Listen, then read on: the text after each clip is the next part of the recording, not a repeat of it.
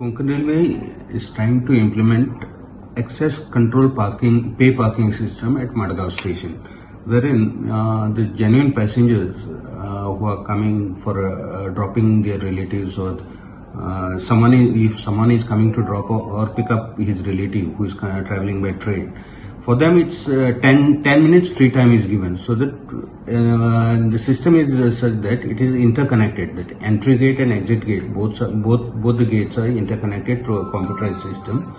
So while you make your entry at the station, your time of entry is recorded, and at the exit, when you exit, you have to show that slip with the in timing at the exit gate with your vehicle number. The exit time will be checked, and if it is less than 10 minutes, you will be charged, and those charges are fixed by Konkan Railway.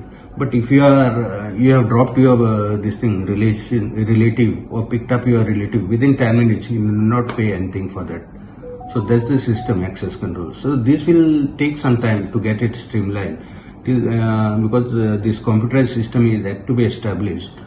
Till such time, we have instructed this contractor to resort to previous pay parking collection system manually.